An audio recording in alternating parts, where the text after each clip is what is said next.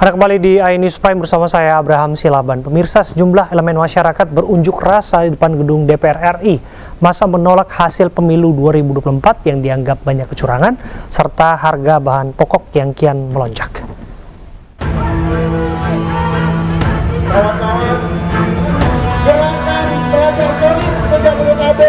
Gerakan Masyarakat 1 Maret atau Gema 01 dan 03 serta sejumlah elemen masyarakat lain berunjuk rasa di depan gedung DPR RI. Mereka menuntut sejumlah hal, diantaranya adalah menolak hasil pilpres curang, mendukung hak angket, mengganti komisioner KPU, serta menurunkan harga sembako. Aksi unjuk rasa kali ini dikawal oleh 2.590 personel gabungan yang berjaga di sekitar gedung DPR RI.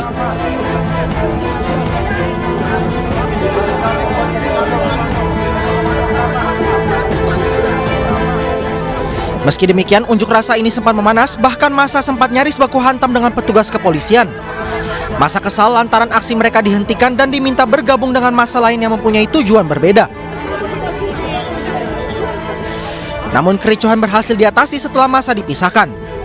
Massa terus mendesak DPR untuk menggulirkan hak angket guna mengungkap kecurangan pemilu 2024. Massa juga mengancam akan terus menggelar aksi turun ke jalan hingga DPR menggulirkan hak angket pemilu. Dari Jakarta, tim liputan iNews melaporkan. Aksi unjuk rasa tolak pemilu curang digelar di beberapa daerah. Di Yogyakarta, massa menandatangani petisi mendukung hak angket. Sementara di Makassar, Sulawesi Selatan, massa berunjuk rasa di depan kantor Komisi Pemilihan Umum Sulawesi Selatan menuntut paslon nomor urut 2 didiskualifikasi.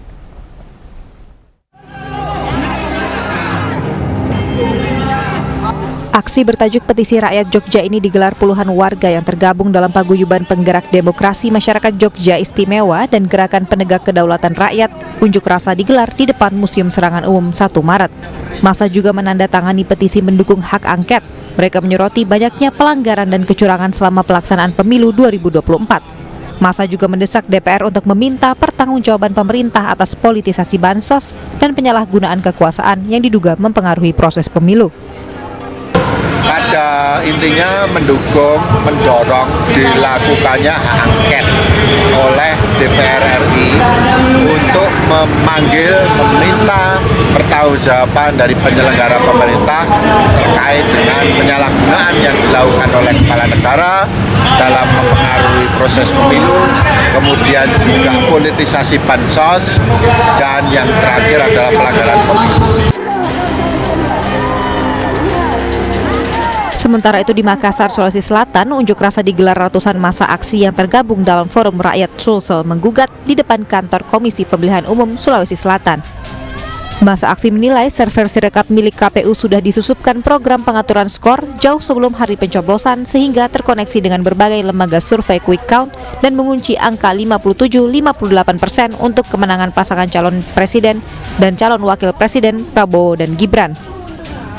Adalah diskualifikasi paslon nomor 2 karena sudah menabrak aturan. Oke, yang ketiga adalah turunkan harga sembako. Hari ini memang Jokowi membagi-bagi sembako, tapi justru sembako ini semakin naik, rakyat semakin menjerit. Ingat Pak, itu semua datang demo menjerit kenaikan karena efek dari kenaikan harga sembako.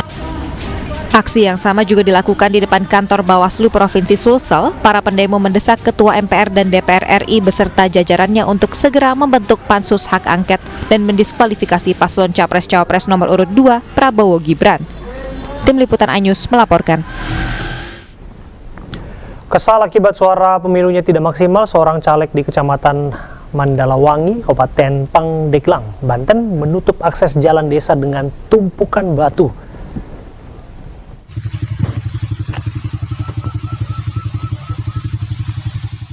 Inilah video yang memperlihatkan jalan pemukiman warga di Kampung Sandahyang, Desa Nembol, Kecamatan Mandalawangi, Pandeglang, Banten. Muspika Kecamatan Mandalawangi yang mengetahui informasi tersebut langsung membongkar bersama warga setempat. Tumpukan batu yang sempat memutus akses warga setempat dilakukan oleh salah seorang calon legislatif di kabupaten yang kecewa karena suara pemilih di wilayah tersebut tidak sesuai dengan yang diharapkan. Warga terganggu dengan tumpukan batu hingga harus memutar arah dan mencari jalan lain. Gara-gara itu ada caleg katanya yang sewa, suaranya sedikit kayak gitu. jadi ya mungkin dia juga kesal kali ya. Ya udah akhirnya mungkin ditutup lah jalan itu. Tapi udah sekarang udah dibuka lagi sih. Kemudian sempat musyawarah sama warga sama kepala Pitkum juga kan. Akhirnya alhamdulillah dibuka lagi. Salah satu caleg calon anggota Dewan DPRD yang kecewa terhadap masyarakat di jalan itu dikarenakan suaranya tidak tercapai target. Jalan itu katanya dulu kan udah lama ya, merupakan hibah keluarganya. Selain itu, pihak Kecamatan Mandalawangi akan menempuh jalur hukum jika ada caleg gagal yang berulah mengganggu ketertiban masyarakat. Dari Pandeglang, Banten, Iskandar Nasution, iNews melaporkan. Tidak hanya di Pandeglang, penutupan jalan oleh caleg yang juga gagal terjadi di Garut, Jawa Barat. Aksi tersebut dilakukan lantaran kecewa karena kecilnya suara yang didapatkan.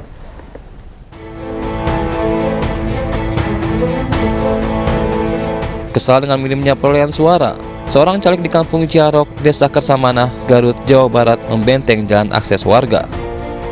Tembok batas tinggi 1 meter ini dibangun akibat caleg dari salah satu partai ini kecewa saat mengikuti pemilihan umum pada 14 Februari 2024 lalu. Oleh warga bersama pihak berwenang, tembok yang menutup jalan ini kemudian dibongkar, disaksikan oleh oknum caleg yang gagal. Ya, harapan saya ke depan masyarakat bisa kompak. Gitu. Bersatu lah. Kompaknya seperti apa, Pak? Ya, kompaknya pokoknya ada pilkada, ya kan? Ya. Satu suara. Tokoh-tokoh berkumpul, bargaining dengan calon bupati, terus kesulitan masyarakat apa diomongkan. Dengan adanya kejadian seperti ini, alhamdulillah sekarang sudah ada solusinya. Yang sementara pembentengan jalan, alhamdulillah sudah realisasikan, jadi sudah dibuka. Sudah lagi, Pak. Penutupan jalan dilakukan pada Minggu 26 Februari 2024 lalu lantaran sang caleg kesal dengan raihan suara pada pemilu. Dari Garut, Jawa Barat, Iis Solihin, iNews melaporkan. Akibat palsukan identitas saat mendaftar sebagai caleg, seorang guru menjadi tersangka. Tersangka diketahui berstatus aparatur sipil negara.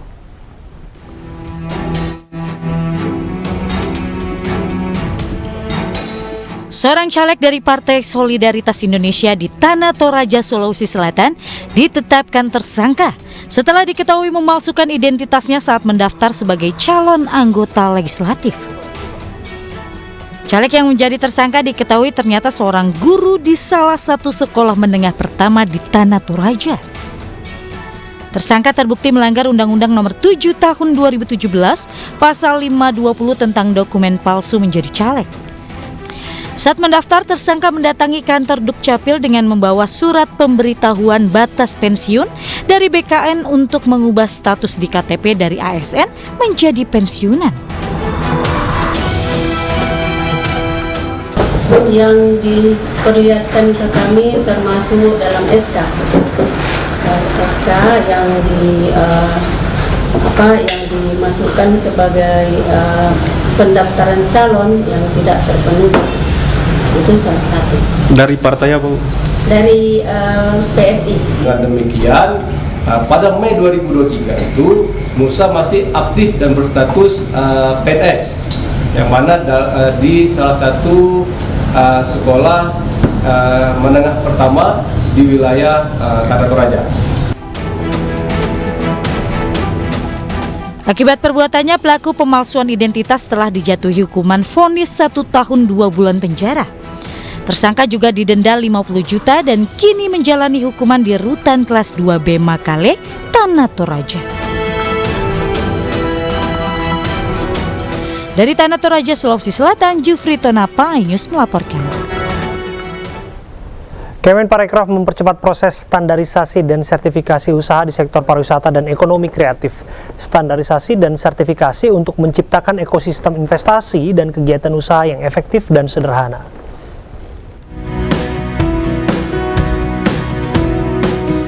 Mendorong peningkatan kualitas dan daya saing sektor pariwisata dan ekonomi kreatif. Menparekraf Sandiaga Salahuddin Uno menggelar rapat koordinasi standarisasi dan sertifikasi usaha wilayah Barat di Tangerang, Banten.